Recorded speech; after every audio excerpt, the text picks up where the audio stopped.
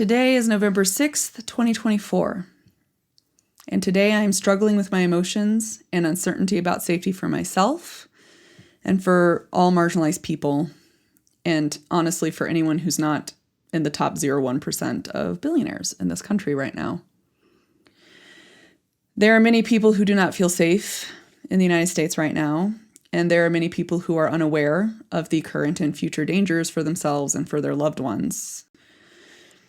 I am more scared and anxious than I was a couple days ago, and I was already pretty anxious about the divides in this country and the ongoing dehumanization and the genocidal rhetoric that is thrown around very, very casually on social media these days.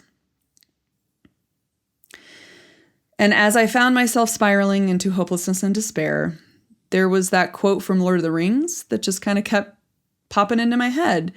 You know that one, it's from the first movie, from the first book, where Frodo and Gandalf are in the Mines of Moria. It's a little different in the movie, but in the book it goes, "I wish it need not have happened in my time," said Frodo. "So do I," said Gandalf, "and so do all who live to see such times, but that is not for them to decide. All we have to decide is what to do with the time that is given us."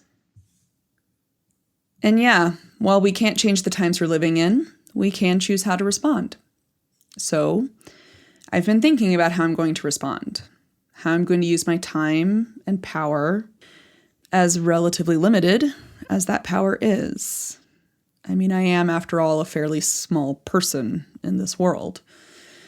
And while I might not be able to change the fate of the world, I still have the power to choose what to do with the time given to me.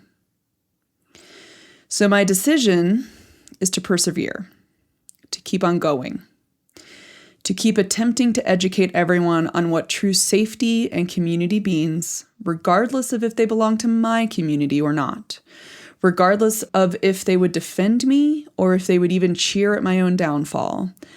I commit to justice and equity, and I do this not hoping it will save me or protect me from any harm.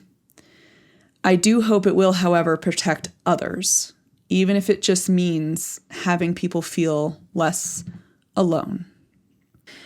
Now, to be clear, standing for justice brings a fair amount of righteous anger along with it.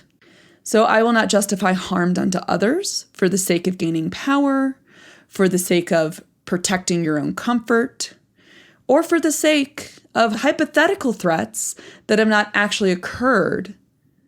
I will, however, stand against the propagation of continued actual threats to people's safety, such as real physical violence, denial of health care, legal injustice, removal from the country and their families, and also the dehumanizing rhetoric that sends us on the progressive march toward genocide.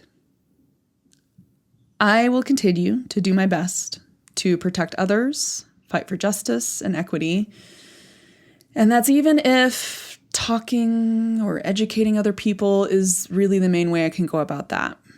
Okay? Like, there are neurodivergents who are non-speakers, there are neurodivergents who struggle with situational mutism, as I like to call it, instead of selective mutism. Then there's me, the loquacious ones, the verbose ones, the ones that suffer from, let's face it, fairly extreme word vomit, you know? Talking is both my strength and my weakness. So you can guarantee I'm going to keep talking. That's going to be a thing. And in my private life, I'm going to do my best to feed the hungry, clothe the unclothed, treat the strangers within the city gates as my own. Whatever my meager little power is, I'm just going to keep on doing it for as long as I can. For, to quote from Lord of the Rings yet again, as Samwise Gamgee said, there is good in this world, and it is worth fighting for.